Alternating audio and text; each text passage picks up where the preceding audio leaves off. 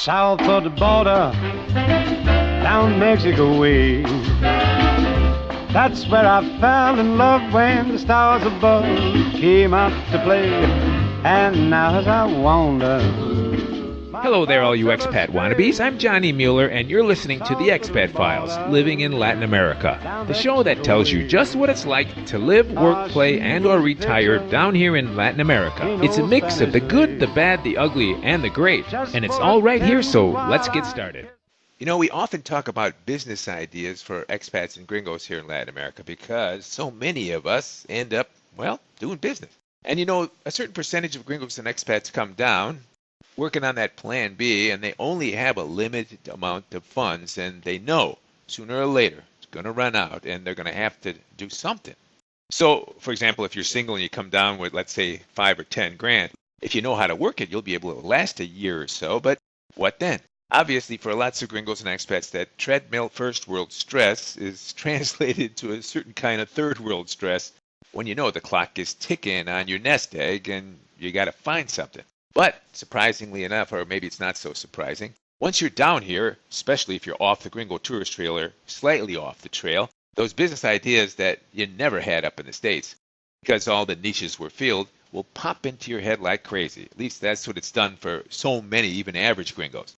Though I have to say, very few truly average people end up coming to Latin America or even think about a plan B, because average people are just punching their time clocks and living for the weekend up in the States, just trying to make ends meet, rooting for the home team, and thinking that's the way it's always going to be. So the fact is, most gringos and expats who end up here in Latin America are truly above average, so they got the edge on everyone when it comes to business too, right? I mean, look, that's what being above average is all about. You're just a little better at most things than the average slug. Then there's the fact that the average slug up in the States is a lot more educated and astute than the average slug here in Latin America. So you've got a kind of multiplier effect.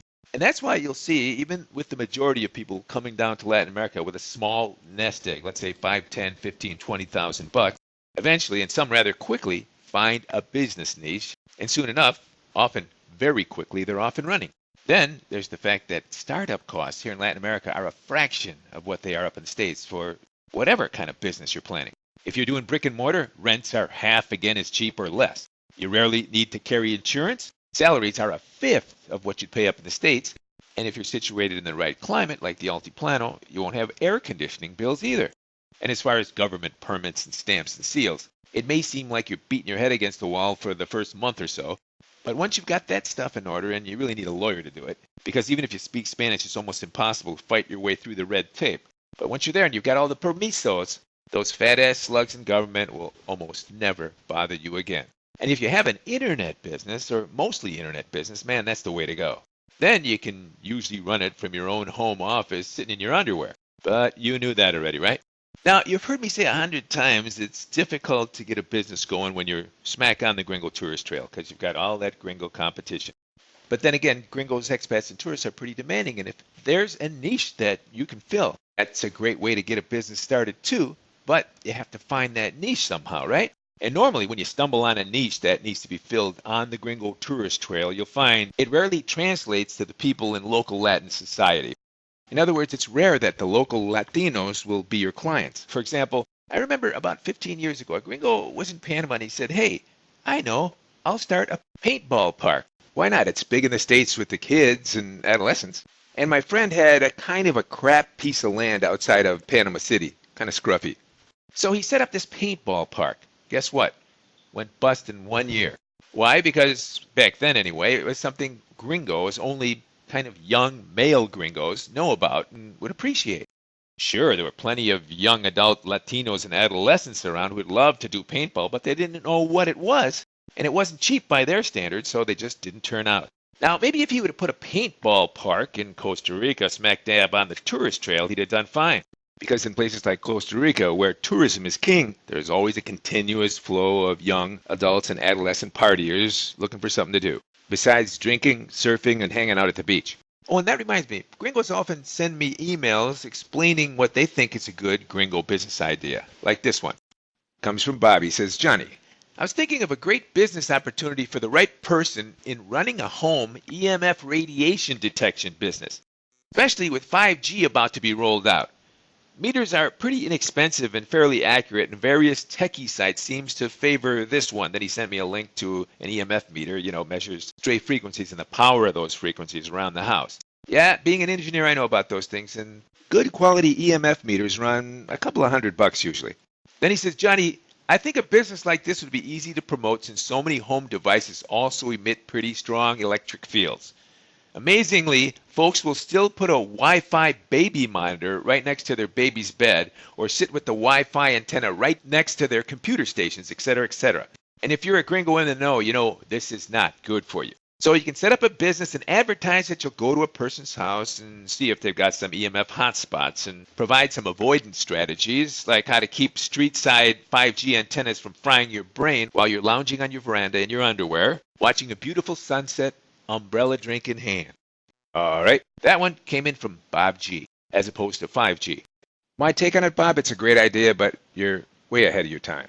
You know, the problem is even the smartest gringos and expats I know aren't really concerned with dirty EMF and the coming of 5G, which is really going to be dirty and damaging. Hey, don't get me wrong, I'm with you all the way. I think 5G is going to be a disaster in the making and a ticking time bomb. And I know even with 4G and smartphones, as they are right now, are causing a lot of harm. The fact is, we're all just guinea pigs in one big worldwide experiment. And the makers of cell phones and Wi-Fi devices know that. I think you heard me mention on a past show that if people would bother to read the instructions, warnings, and cautions that come with smartphones, each and every one of them says somewhere in the fine print, do not hold this device close to your skin. Say, what? As Tony Soprano would have said, you gotta be shitting me. And you know why it's in there, right? It's their legal loophole against individual or class action lawsuits that they know are surely coming. You know, speaking of Wi-Fi and baby monitors, did you know that you could buy baby diapers with a Wi-Fi chip that has a moisture sensor and signals you when the baby's peed? And they even have, get this, GPS Wi-Fi in baby pacifiers, because, you know, kids are losing those all the time. You'll definitely have to download the app and locate the thing before the screaming brat blows an artery. Makes you wonder how we ever survived without the internet, huh? Well, maybe society deserves to fry itself. That's right, humans are known for doing stupid things they're very sorry for later. Like, for example, when there were factories full of ladies using radium-tainted paint on watch dials so they'd glow in the dark. And after a while, nearly every one of those women got cancer. But hey, if you woke up at 2 in the morning, you'd know what time it was. And then you had all those decades long ago when manufacturers put lead oxide in white paint. Problem was, lead in the paint had a slight sweet taste to it. So as it weathered, blistered, and peeled off, as most paints will with time, kids would eat it. The result? Brain damage. The survivors, some ended up in institutions and the rest in Congress. But you knew that already, right? So bottom line, Bob, an EMF radiation detection business? Good idea, whose time has not yet come. Because, you know, I don't think even the gringo and expat population is educated enough to buy into it, much less the locals, who I guarantee don't know the difference between 3G, 4G, 5G, or a G string. By the way, do you know what the G stands for? Generation. Third generation, fourth generation, fifth generation. And the G in the G string? Well, I don't know about that, but I do know it's the fourth string on a guitar. Speaking of G strings, I just have to tell you this boots on the ground story. You know, I've been in Colombia lately, and since occasionally I am a nice guy and I help people out, sometimes for nothing, sometimes for a cup of coffee, and sometimes, well, could be anything. That said, you know, I get a lot of pleas for help from gringos and expats who do not speak Spanish. They've hit a roadblock, they're flummoxed, and they say, Johnny, can you help me out? Well, the other day, turns out I helped out this 40-something gringa who was looking to get some Botox done in Medellin, Colombia. And, you know, being in the Poblado, gringoized district, there's lots of cosmetic clinics to choose from. So early on a Monday morning, around 9:30, we walked into this aesthetic clinic, took our seats in the waiting room, and there were around 10 remaining unoccupied seats. Funny thing was, at the other end of the room, there were 6 ladies standing, just mulling around, talking, but not sitting. And these were chicas ricas, upscale ladies, too. All of them clicking away on the latest iPhones, casual clothes and gym outfits, but designer casual clothes and gym outfits. Unbeknownst to me, as it turns out, surprise, surprise, Monday morning in this doctor's office is butt check day. Turns out all these wealthy ladies standing around had butt implants the week before, and they were all in for their first post-surgery checkup. So then why were they mulling around and not just simply lounging around on the leather sofas plunking away at their iPhones? Because you see, as one of them told me, if you have a butt job, you can't sit down for a week, and you have to sleep boca abajo, which means face down on your stomach. And man, were these ladies quejonas, which means complainers. Not about the surgery, but the fact that they had to wear these really tight corsets, sleep on their stomach, and they couldn't sit down. Now, here's the cool thing about gringos being able to speak Spanish. You see, the average Latino and Latina population, they don't think any of us gringos can. So, they'll just blather away in Spanish as if you weren't there. Meanwhile, you're sucking in all that great and sometimes intimate information, like I do, to use on this show. And believe me, these ladies were blathering away. And what do you think they were talking about? Well, for one, they were comparing each other's surgeries, exhibiting their symptoms and their bruises, and complaining about their pain, their fajas, that would be those form-fit girdles you have to wear after an operation like that, and what a pain in the ass it was to carry around a drain. And I'm thinking, what? A drain? That's when I saw that every last one of those ladies was carrying a little handbag with a plastic tube that ran from somewhere under that form-fit corset into her purse. And then one of the ladies opened her purse and whipped out a little bag full of bloody liquid. She showed it to the receptionist and said, "I think there's something wrong with my drain. Is my liquid supposed to be this color?" The receptionist/nurse said, "Yeah, that's normal." Now, I have to tell you, as usual, the doctor was on mañana time. So me, the gringa I came with, and these newly big-bottomed ladies were stuck in that reception room for at least an hour. And then an amazing thing happened. All of them, every last one of them, decided to show each other their drainage bags, and they pulled them out of their purses and compared notes and colors and consistency and such. Then one of them started stripping down in front of me. She said she had an itch and she just couldn't stand the corset anymore. It seems doctor's orders were not to remove the corset till they came back to the office a full week after the surgery. Let me tell you, this lady was at the end of her rope. She was climbing up the walls, and she did not care that I was standing right there watching everything she did. But I guess after you had boobs, lipo, and your butt done, and you've worn the same undergarments for a week, anything goes. You're definitely not too picky or timid as to who you reveal your body parts to, even to strangers.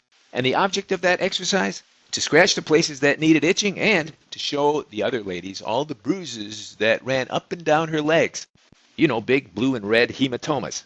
And then they all started exhibiting their symptoms. And these were ladies who didn't even know each other. But by the time the doctor came, they'd exchanged WhatsApp numbers and shown each other before and after photos. And like a bunch of jarheads going through boot camp, they were all best friends and butt buddies. Oh, and I have to tell you, their age ranges were all over the place. The youngest one, 23, and the oldest, 52. Now remember, all the while I'm standing there, but it's like I don't exist because they don't think I can speak Spanish. Then they started comparing implant sizes. They were tossing out numbers like 300 cc's, 400, 600 cc's. And then somehow one of those cloth tape measures appeared, and they were comparing waist and butt circumferences. And let me tell you, this place was hourglass central. And man, I wish I'd have had a hidden camera because this would have been a great YouTube video. I'm sure it would have gone viral. Oh, and I forgot to tell you, one of the ladies had a kind of an ace bandage wrapped around her head like in the old movies where someone has a toothache. Turns out, along with her butt enhancement, she had the fat sucked out of her face. Of course, everyone got to see the before and afters, even me. But little did they know, all those intimate boob and butt shots they were passing around on WhatsApp are in the Google Cloud, and you know what that means. And then the doctor walked in. And my gringa friend I was giving a little assist to, he gave her 50 units of Botox, cost $200. And if you're wondering if it was the real thing, you know, the certified Botox from the original manufacturer, not a Chinese knockoff. Well, as it turns out, we sat in the doctor's office for an extra 10 minutes waiting for a little guy to show up in a motorcycle with a cold pack.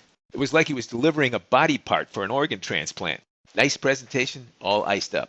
So do the math. 50 units of Botox, $200. That's $4 a unit. In the States, $15 to $20 a unit. That's $200 versus around $600 to $1,000 up in the States. Plus, I guarantee if you have it done up in the States, the people in the waiting room will be no way as entertaining or fun. Latin ladies, they let it all hang out. And gringas? Well, I've got sisters, and they've had some work done. Let's put it this way. For Latino ladies, it's kind of a badge of honor, and they're more than willing to admit it if the subject comes up. But American girls like my sisters, Well, let's just say they lie a lot. Remember that old saying, women are allowed to lie about their age, weight, and height?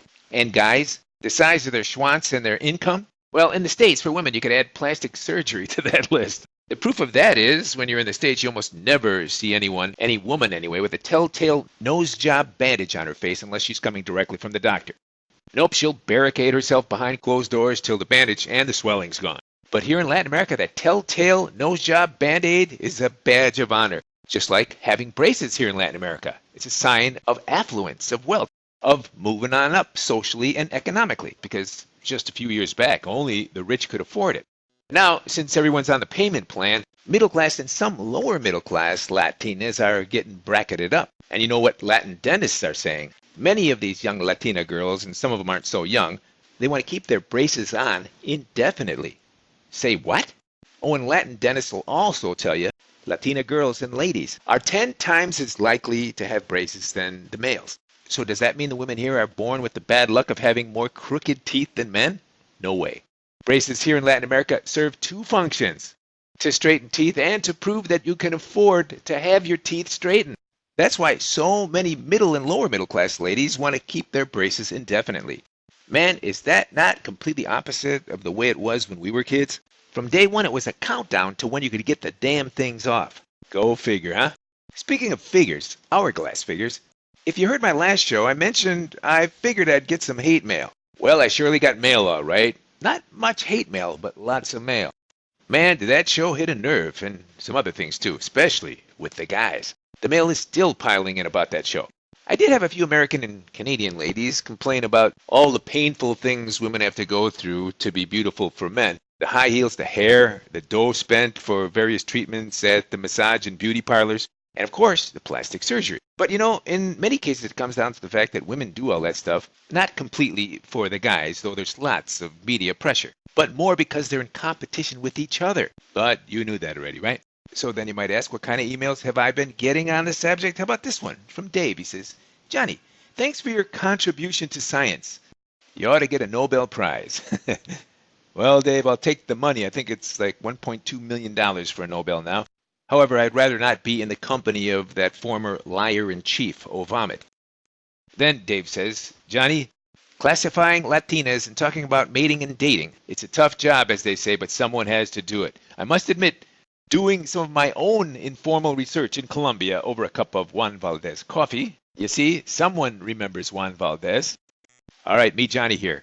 Speaking of Juan Valdez, I remember as a kid watching Cub games on WGN with Jack Brickhouse and Harry Carey doing the play-by-play, and between innings, they'd toss in a few Juan Valdez commercials that, along with Maxwell House, Mrs. Olson, and Hills Brothers, advertising what we know now as Rot Gut Coffee. But how did we know? Well, thank God for Juan Valdez. He beat the crap out of those domestic brands.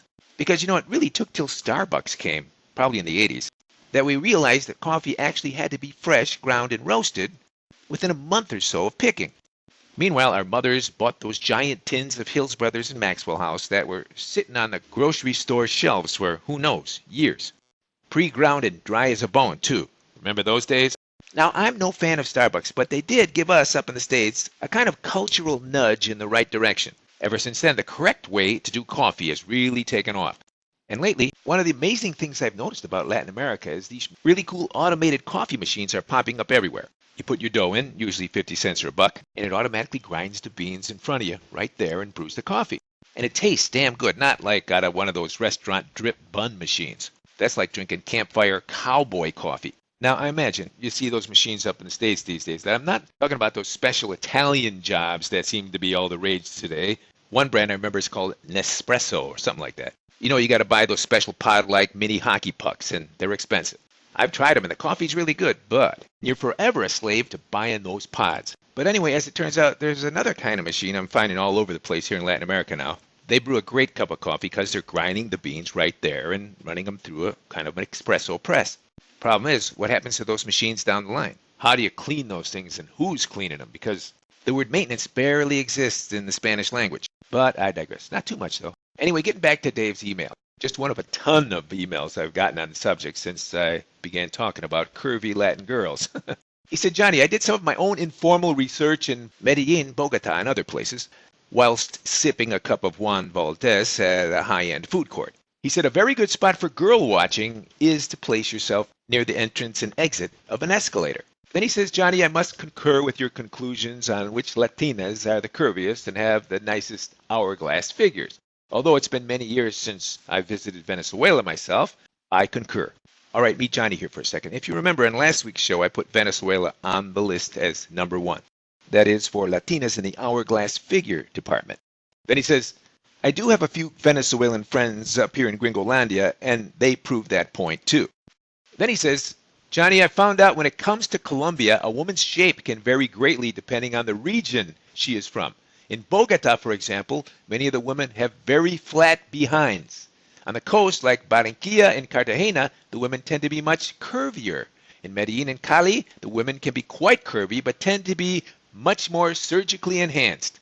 Now, curves, he said, are things that are relatively objective. But how about some research to do, Johnny, on a few subjective questions, like which Latinas are actually the sexiest?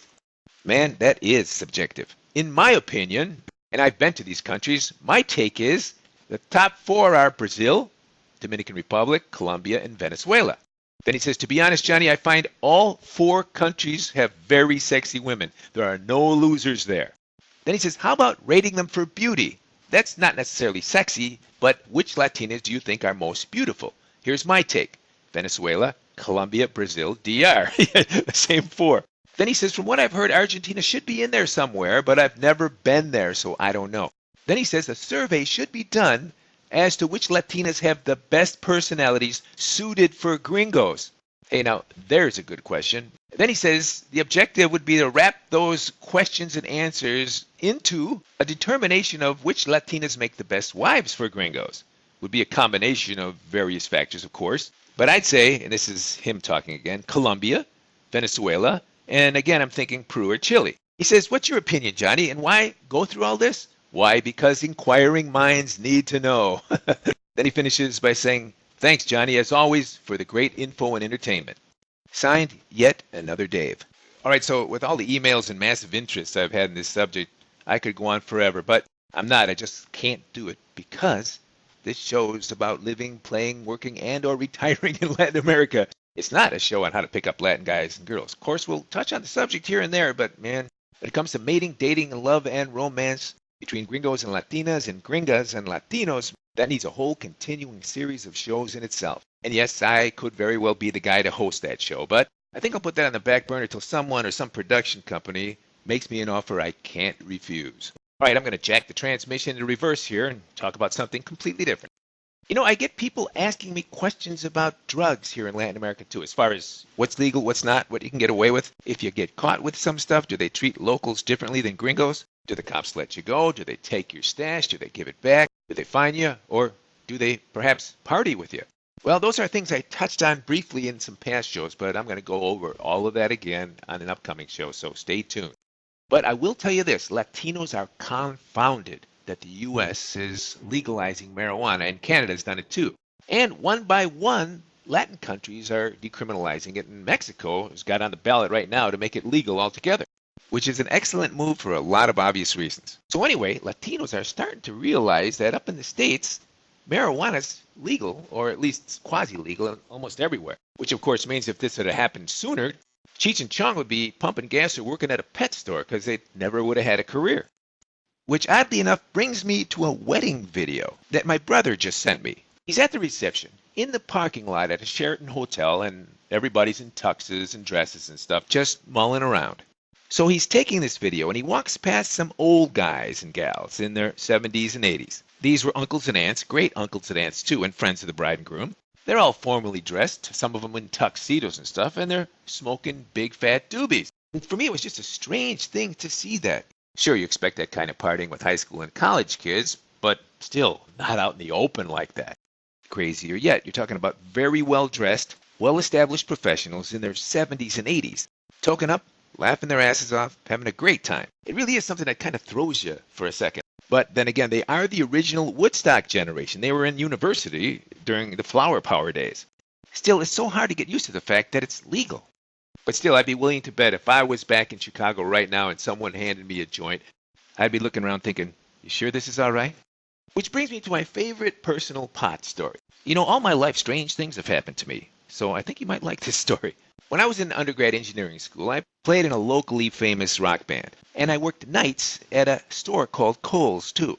You may have heard of Kohl's department store. This was Kohl's food store, like a Walmart. I worked the night shift with 8 or 10 other guys, stocking shelves at night from 9 p.m. to 1 in the morning. We were a pretty young crew, most of us going to university or tech school. But the night manager, a guy we called Turkey, was a lifer there, and he was a stiff, straight arrow and would do anything to brown nose his way up. And each day we'd have our break at 11 at night. We'd go up to the boiler room, have a snack or a sandwich, and oftentimes Turkey, the manager, would take off in his car for an hour, go home or whatever. And when he came back, sometimes he would sniff around and say, "Hey, was someone smoking pot?" Now, at least 2 or 3 guys in the group were burners, and they did toke up in the boiler room when we were all on break, as long as Turkey wasn't around. Now, I'd been working there maybe a year and a half by then. As for me, I was never into drugs. I never bought pot in my life. Though being in a band, it was everywhere. Pot just made me tired, and I needed the energy. I went to school, played in a band, and I was working at Kohl's. I'd take a hit once in a while when people passed it around, but it was never a routine thing with me. Anyway, one day we're all up in the boiler room.